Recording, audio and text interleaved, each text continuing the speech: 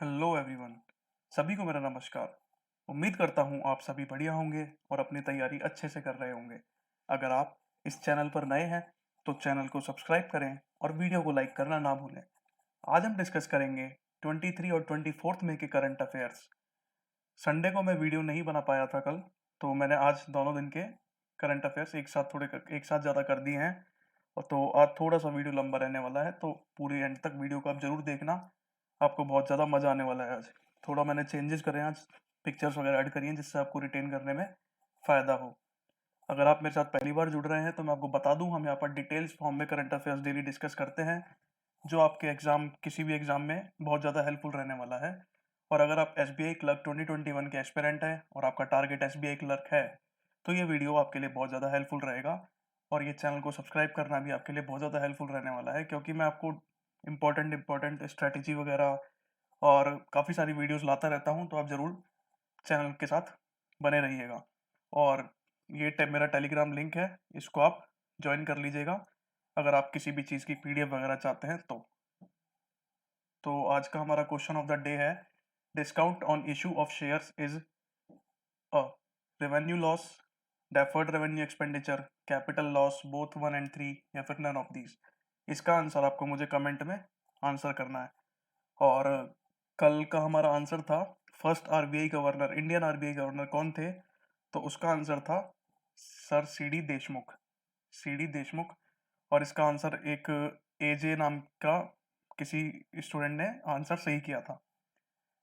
चलिए आज के हमारे पहले क्वेश्चन के साथ चलते हैं, शुरू करते हैं। तो who has been named as a recipient of the prestigious FIH, that is international hockey federation president's award.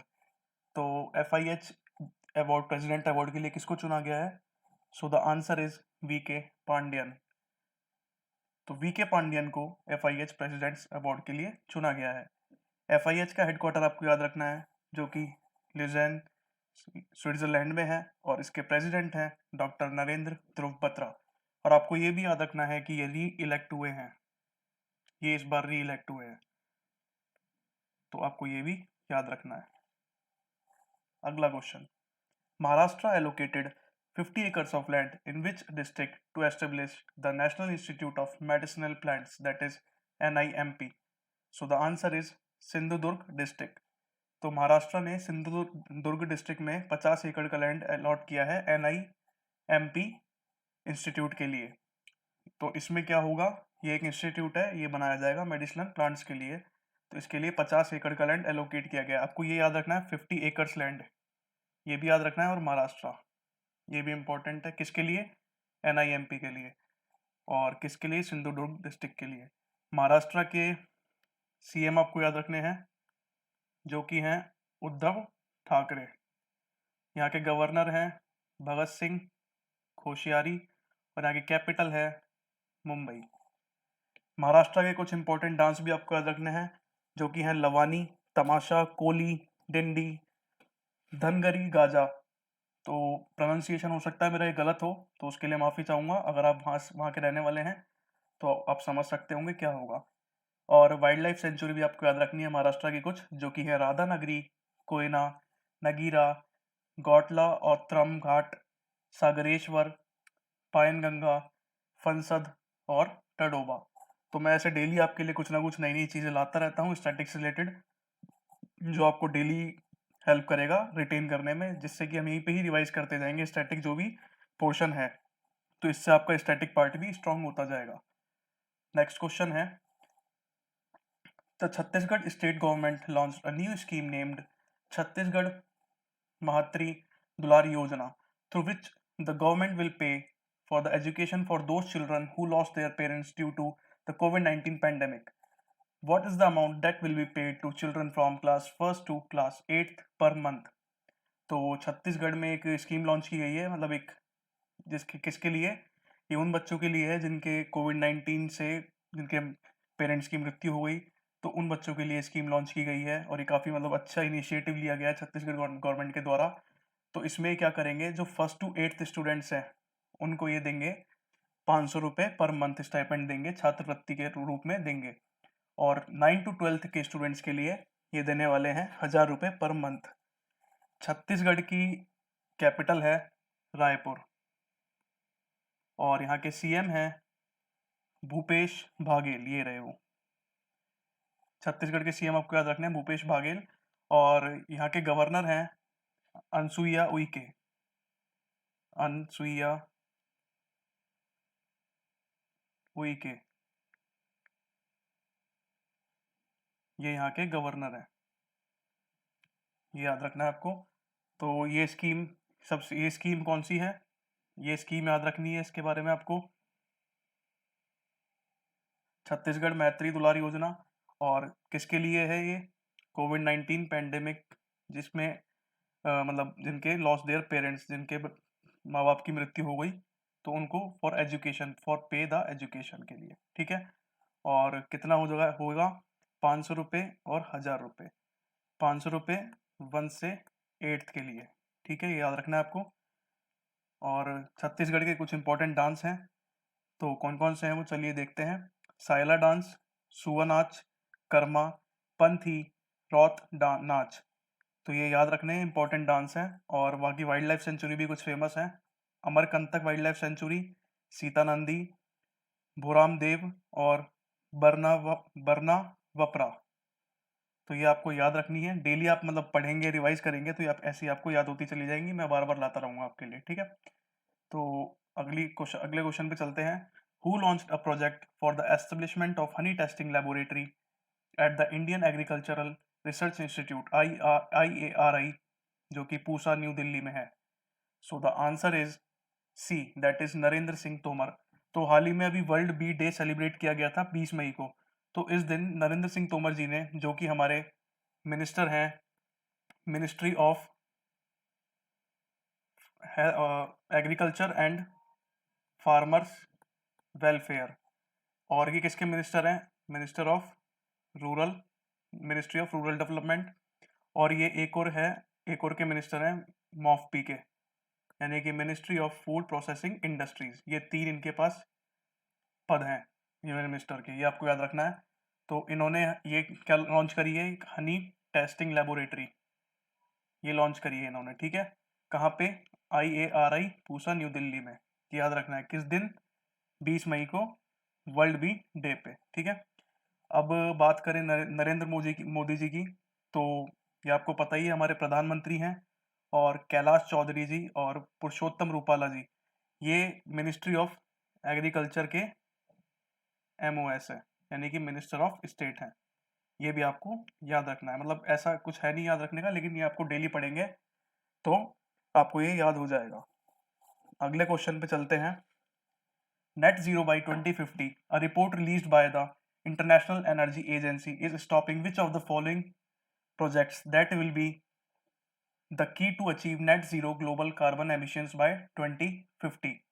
तो हमें इनमें से किसका यूज कम करना होगा हमारे टारगेट को अचीव करने के लिए, जो कि नेट जीरो एमिशन है हमारा टारगेट 2050 तक का। So the answer is D, that is all of this.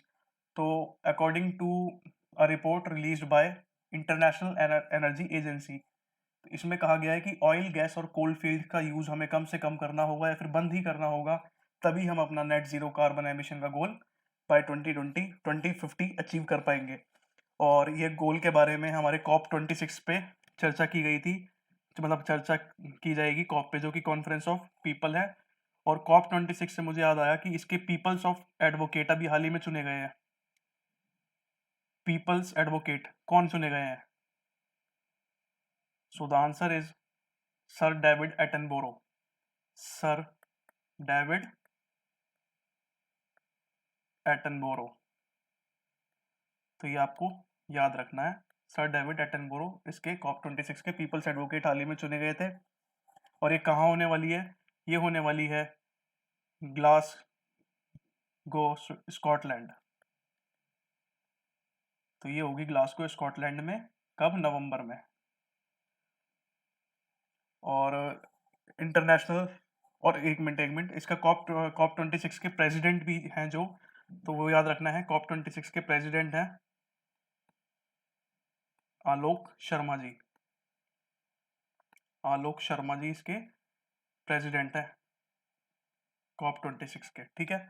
International energy agency की बात करें तो इसका हेडक्वार्टर है पेरिस फ्रांस में, और इसकी मेंबरशिप कंट्रीज हैं 30, और एग्जीक्यूटिव डायरेक्टर हैं इसके फती बिरोल।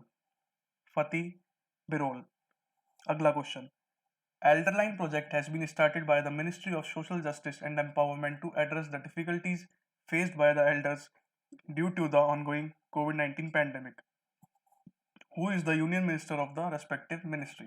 तो आपको बताना है ministry of social justice and empowerment के यूनियन मिनिस्टर कौन है। So the answer is A, Thawar Chand Gehlot. तो Thawar Chand Gehlot ji ministry of social justice and empowerment के यूनियन मिनिस्टर हैं, और ये कृष्णपाल गुर्जर जी हैं जो ये इसके मिनिस्टर ऑफ स्टेट हैं इसी मिनिस्ट्री के।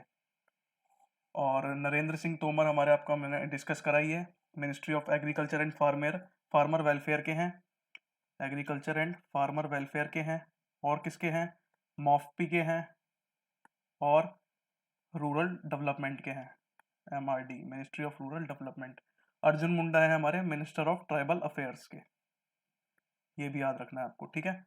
अब ये जो एल्डरलाइन प्रोजेक्ट है ये किया गया है कोविड-19 पैंडेमिक के लिए, एल्डर्स के लिए हेल्पलाइन एक चालू की गई है जिसमें उनके एड्रेस किया जाएगा, उनकी जो भी डिफिकल्टीज है, उनको जो भी परेशानी हो रही है उनको एड्रेस किया जाएगा। ये लॉन्च किया गया है थावरचंद गहलोत जी के द्वारा, और ये किसके सपोर्ट में लॉन्च किया गया है तो ये भी याद रखना है आपको। तो ये सपोर्ट है इसका Tata trust and NSC foundation, ये इनको सपोर्ट करेंगे। और एक चीज़ इसमें ध्यान रखनी है आपको, ये ऑलरेडी अभी 5 जगह पे वर्किंग है, ये वाली 5 जगह। मैं जो भी ला रहा हूँ आपके लिए बहुत क्रिस्प कंटेंट ला रहा हूँ, बिल्कुल एकदम स्पून फीडिंग हो रही है ये, तो इसको मतलब आपने इतना काफ़ी है, मतलब जो मैं ला रहा हूँ आपको इसके बाहर जाने की ज़रूरत ही नहीं है। जो भी डीप से डीप क्वेश्चन बन सकता है मैं वो सब बता रहा हूँ, तो इससे बाहर पढ़ने की कोई नीड ही नहीं है आपको। अगला question, which bank announced to launch a fully digitized end-to-end loan processing system for its micro, small and medium enterprises MSME and agri products? तो कौन सी बैंक है जिसने लोन प्रोसेसिंग सिस्टम लॉन्च किया है अपने कस्टमर्स के लिए, एग्रीकल्चरल कस्टमर्स के लिए और MSME कस्टमर के लिए? So the answer is B, IDBI bank. तो IDBI बैंक ने एक लोन प्रोसेसिंग सिस्टम लॉन्च किया है जिससे कि वो जब ज़्यादा कस्टमर तक पहुंच पाएंगे, और फुली डिजिटाइज्ड है तो मतलब डिजिटल सिस्टम से ही ऑनलाइन सब कुछ कर देंगे, तो इससे काफ़ी उनका कस्टमर बेस भी इंक्रीज होगा और उनको हेल्प मिलेगी डिजिटली लोन वगैरह पास करने में और ये सब उनके डॉक्यूमेंटेशन में, ठीक है। और IDBI बैंक की बात करें तो इसके चेयरमैन है MR कुमार, और MD CEO है इसके राकेश शर्मा जी, और हेडक्वार्टर है इसका मुंबई में। और IDBI बैंक की टैगलाइन है, बैंक ऐसा दोस्त जैसा, बैंक ऐसा दोस्त जैसा।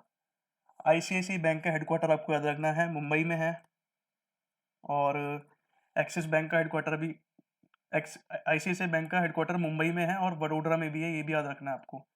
मुंबई में तो है इसका कॉरपोरेट ऑफिस, और वडोदरा में है इसका रजिस्टर्ड ऑफिस, ये ध्यान रखना आप, ये क्वेश्चन बन सकता है। एक्सिस बैंक का हेडक्वार्टर है मुंबई में, और HDFC बैंक का भी हेडक्वार्टर है मुंबई में।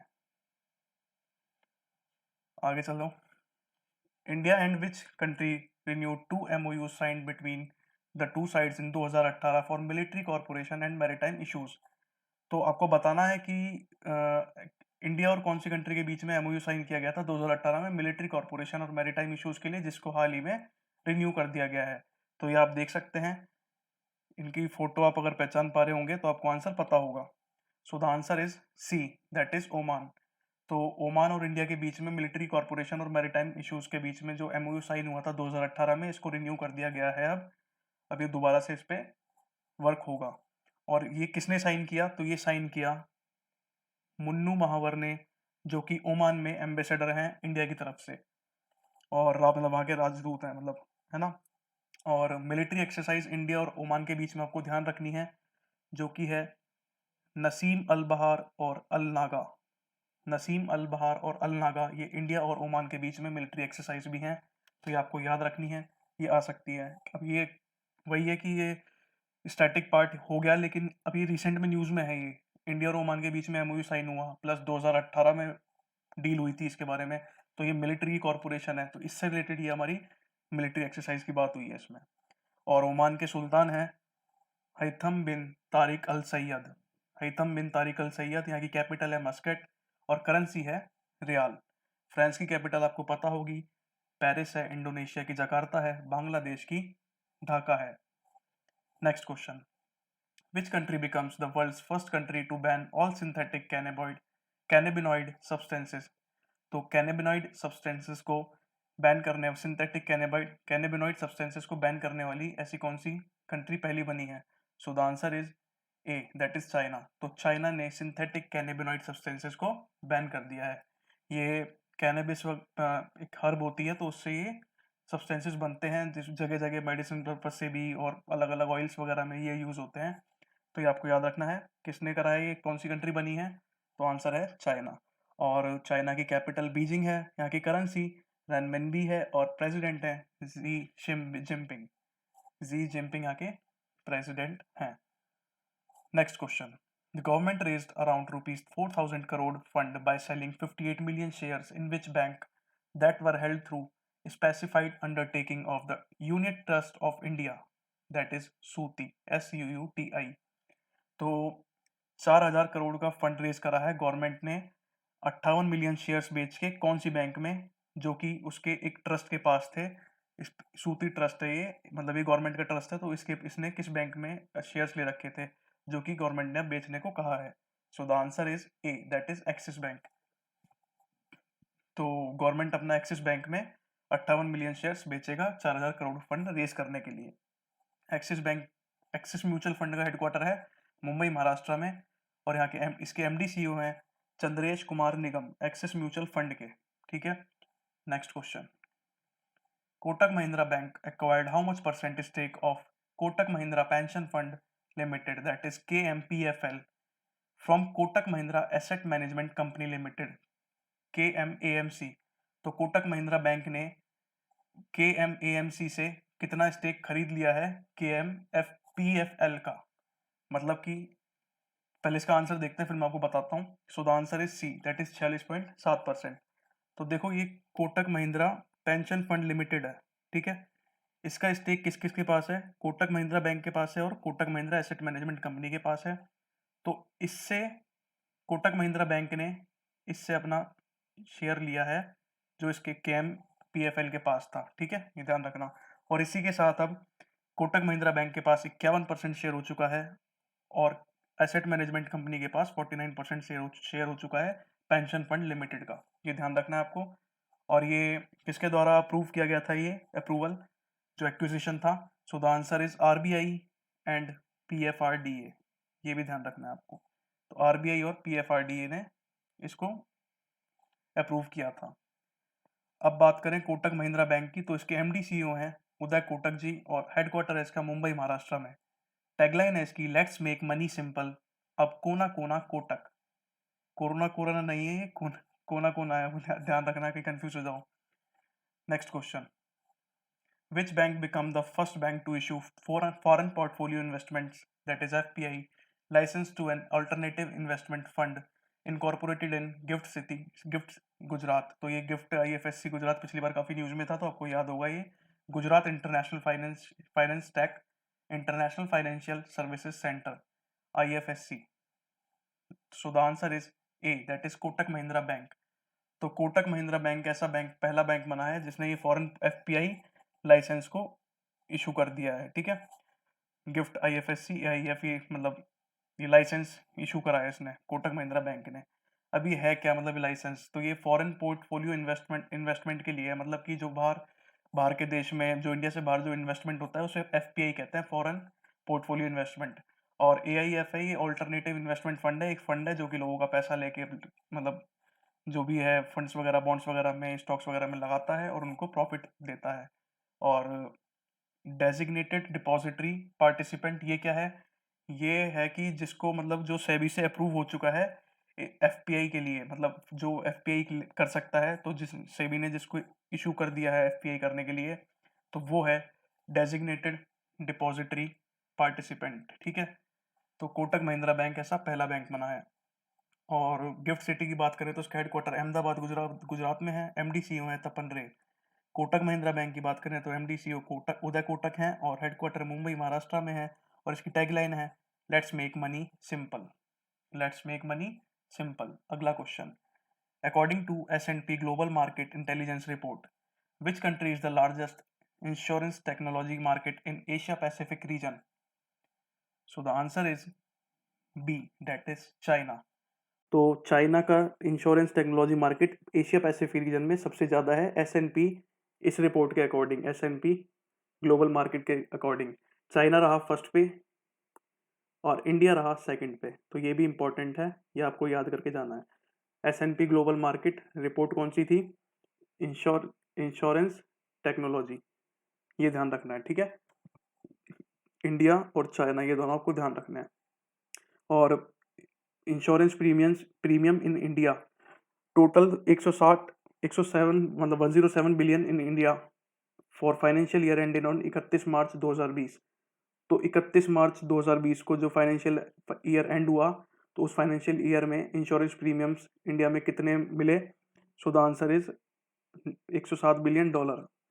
और ये जो after growing at a compound annual growth rate, तो इसका CAGR रेट क्या था?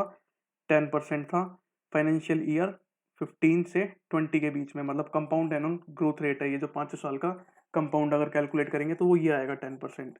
S&P ग्लोबल मार्केट की बात करें तो इसका हेडक्वार्टर है न्यूयॉर्क US में और इसके प्रेसिडेंट हैं Douglas L Peterson.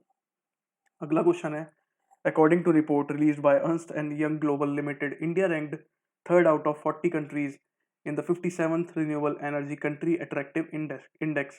Which country topped this index? So the answer is B, that is USA. तो इस इंडेक्स को टॉप करा USA ने, सेकंड पे रहा चाइना और थर्ड हमारा था प्यारा भारत। और ये ध्यान रखना, इसमें इंडिया थर्ड था।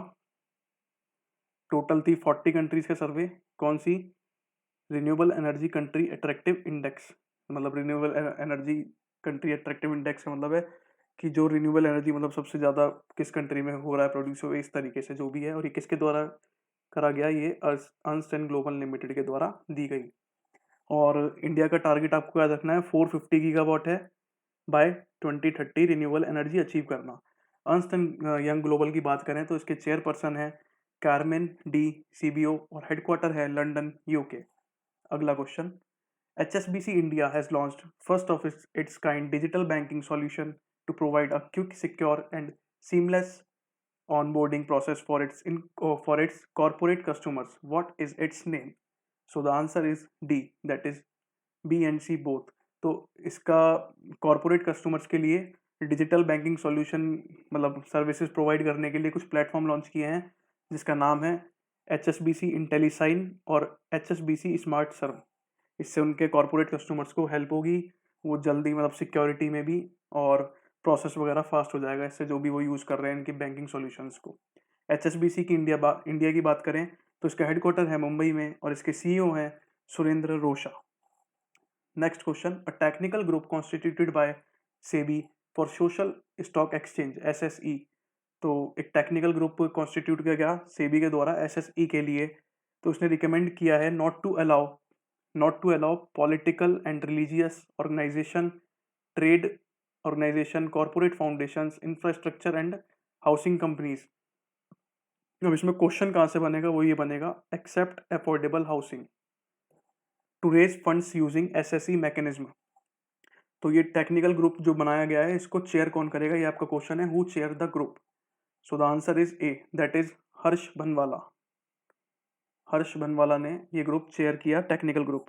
तो इसमें है क्या, मतलब कि ये एक सेबी ने सोशल स्टॉक एक्सचेंज कॉन्स्टिट्यूट किया है, इसके लिए ग्रुप कॉन्स्टिट्यूट किया है जिसमें ना मतलब रिकमेंड करेंगे कि मतलब इसमें इन्होंने रिकमेंड किया है पॉलिटिकल और religious organisation, trade organisation, corporate foundation, infrastructure and housing companies, ये इसके द्वारा फंड्स रेज ना करें SSE मैकेनिज्म के द्वारा, ये इन्होंने रिकमेंड किया है।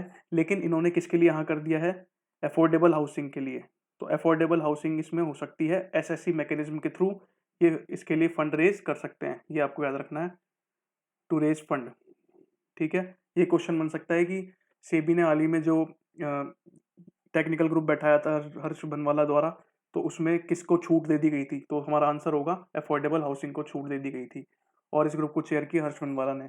सेबी की बात करें तो इसके चेयरमैन है अजय त्यागी और इसका हेडक्वार्टर है मुंबई में। अगला question, Which stock exchange has signed an MOU with Dun and Bradstreet Information Services India to create an ecosystem for promoting, aiding, and fostering the growth of SME, small and medium enterprises? So the answer is D, that is Bombay Stock Exchange. तो Bombay stock exchange और डुन ब्रैडशीट, एक तो हमारा Bombay stock exchange जो कि famous है BSE के नाम से, और ये Doon Bradstreet information services India, इन दोनों ने MOU साइन किया है SME के ग्रोथ को बढ़ाने के लिए, इकोसिस्टम प्रमोट करने के लिए, फॉस्टर मतलब उनको बढ़ावा देने के लिए, SME ग्रोथ के लिए, ठीक है। और MSME मिनिस्ट्री का टारगेट है 2025 तक GDP का 50% कॉन्ट्रीब्यूट करना है इनको, जब इंडिया 5 ट्रिलियन इकोनॉमी हो जाएगा। और इसमें जो बजट आया था इस साल, आपको ये भी याद रखना है, MSME का जो बजट था, जो बजट एलोकेशन था, वो कितना था इस बार का? 15,700 करोड़ था, और पिछली बार से जो कि लगभग डबल था। पिछली बार था 7572 करोड़। और MSME मिनिस्टर है नितिन गडकरी। अगला क्वेश्चन है, who will be the only Indian rowers to qualify for Tokyo Olympics 2020 in men's light weight double sculls event? तो जिसको रोइंग नहीं पता, ये देख सकते हैं पिक्चर में, ये है रोइंग, पानी में होती है, कि स्पोर्ट का नाम है, ठीक है। तो टोक्यो ओलंपिक्स के लिए इस स्पोर्ट में किसने, इंडियन ने क्वालिफाई किया है? So the answer is C, that is both B and D. तो अरविंद सिंह और अर्जुन लाल ने, दोनों ने ये कर लिया है टोक्यो ओलंपिक्स के लिए इसमें क्वालिफाई। किसके लिए? रोइंग के लिए, ठीक है। So the next question is Barbora Strycova, Barbora Strycova, a player from चेक रिपब्लिक, सब ये भी याद कर लेना, चेक रिपब्लिक की है Barbora Strycova, announce retirement from which sport? तो इन्होंने कौन से स्पोर्ट से रिटायरमेंट अनाउंस किया है? फोटो देख के अगर आप समझ पा रहे होंगे तो आंसर कर सकते हैं। So the answer is C, that is tennis. तो चेक रिपब्लिक से हैं ये बारबोरा स्ट्राइकोवा। ये भी पूछा जा सकता है, जिन्होंने हाल ही में अपना रिटायरमेंट अनाउंस किया था, वो कौन सी कंट्री से हैं? तो चेक रिपब्लिक से हैं, और ये इन्होंने टेनिस से अपना रिटायरमेंट घोषित किया है। और इनकी सबसे बढ़िया बात, इन्होंने 2 वर्ल्ड टेनिस एसोसिएशन अवार्ड जीते हैं सिंगल्स, और 31 डबल टाइटल्स जीत चुकी हैं ये, और bronze medal in 2016 Rio Olympics भी जीत चुकी हैं, मतलब ये काफ़ी फेमस प्लेयर थी। अगला क्वेश्चन है, international T day 2021 is observed on? So the answer is A, that is 21 मई। तो जिसको चाय पसंद होगी उसको तो ये पक्का से पक्का याद हो जाएगा, 21 मई को हम साथ में चाय पियेंगे, ठीक है। तो 21 मई को टी डे मनाया गया। अगला question, international day to end obstetric fistula is observed on? So the answer is D.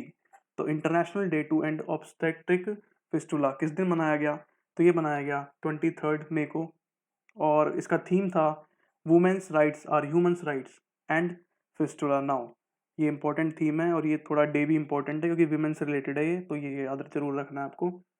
23 मई को था फिस्टुला डे। अगला question, world turtle day 2021 is observed on? So the answer is D, 23 मई, और इसका theme रहा turtles rock. 23 मई को world turtle day मनाया गया, और इसका थीम था टर्टल्स रॉक। अगला क्वेश्चन, अब हम चलते हैं बुक्स की तरफ। तो आज की हमारी 2 बुक है, नेहरू तिब्बत एंड चाइना, जो कि ये बुक दिख रही होगी आपको। तो ये इंपॉर्टेंट है क्योंकि वही Nehru Tibet and China national international उससे है, तो ये काफ़ी इंपॉर्टेंट बुक है। और इसको लिखा है AS बहसिन ने, AS बहसिन, ये इसके ऑथर हैं। तो इसका इनका फुल नाम है अवतार सिंह बहसिन। और India and Asian geopolitics the past present, ये किसने लिखी है? ये लिखी है शिवशंकर मेनन जी ने। शिवशंकर मेनन जी ने लिखी है India and Asian geopolitics the past present. अब हम चलते हैं ओबिचुरी की तरफ। तो पहली ओबिचुरी है आज की, सुंदरलाल बहुगुणा। तो सुंदरलाल बहुगुणा ये काफ़ी फेमस एनवायरमेंटलिस्ट थे, और चिपकू मूवमेंट में इनका काफ़ी अहम रोल रहा था। और इनको Padmashri, Padma Vibhushan, right livelihood award, और जमनालाल बजाज अवार्ड, इसके इनके कंस्ट्रक्टिव वर्क के लिए, ये सब इनको काफ़ी सारे अवार्ड मिल चुके हैं। तो काफ़ी इंपॉर्टेंट ऑबिचुरी है, ये आपको याद रखनी है। और ये इनके लिए इंपॉर्टेंट है, ये चिपकू मूवमेंट। ये पूछा जा सकता है कि कौन से मूवमेंट के पायनियर रह चुके थे वो, तो आपको 4-5 मूवमेंट्स दे देंगे और आपसे पूछ लेंगे, तो आपको याद रखना है चिपकू मूवमेंट। और आपको ये ध्यान रखना है अब नेक्स्ट ओबिचुरी है Shri Kumar Banerjee. Indian metallurgical engineer Shri Kumar Banerjee, ये क्या थे? इंडियन मेटलर्जिकल इंजीनियर थे और former chairman of the atomic energy commission रह चुके हैं। तो ये भी इम्पोर्टेंट है, ये चीज़ ये पूछी जा सकती है, ठीक है, इनके बारे में। और लास्ट हमारे आज की ओबिचरी है पंडित रेवा प्रसाद द्विवेदी। पंडित रेवा प्रसाद द्विवेदी, तो ये थे संस्कृत स्कॉलर थे, पोएट थे, राइटर थे, टीचर थे और एक क्रिटिक थे। और इनकी सबसे खास बात जो रही वो थी, इन्होंने एक पोएम लिखी, स्वतंत्र संभव। स्वतंत्र संभव, तो इस पोएम के लिए इनको 4 अवार्ड दिए गए। वो थे साहित्य अकेडमी अवार्ड, कल्पावल्ली अवार्ड, वकासपति अवार्ड और श्रीवेणी अवार्ड। ये 4 अवार्ड इनको दिए गए। तो ये थी हमारी आज की करंट अफेयर्स। ये थोड़ा आज का सेशन लंबा इसलिए रहा क्योंकि कल और आज का एक साथ कंबाइन किया था मैंने। तो अगर आप अब तक भी बने रहे रहे हैं तो इसके लिए आपको मतलब काफ़ी वो अच्छा रहा, मतलब मेरे को अच्छा लगा अगर आप अब तक देख रहे हैं इसको। और आपको पक्का से पक्का बेनिफिट रहने वाला है इस वीडियो से। काफ़ी डिटेल में आप समझ भी रहे होंगे, मैं मतलब डिटेल में कंप्लीट कवर कर रहा हूँ जिससे आपको याद हो जाए। तो वीडियो अच्छा लगा हो तो वीडियो को लाइक करें, चैनल को सब्सक्राइब करें और वीडियो को ज़्यादा से ज़्यादा शेयर करें आप, जिससे मेरे को मोटिवेशन मिले और वीडियोस लाने का, और मैं और अच्छा कंटेंट आपके लिए ला सकूं। और कमेंट करके मुझे ज़रूर बताएं कि आपको कुछ और भी चेंजेस चाहिए, तो मैं ज़रूर करूँगा। धन्यवाद।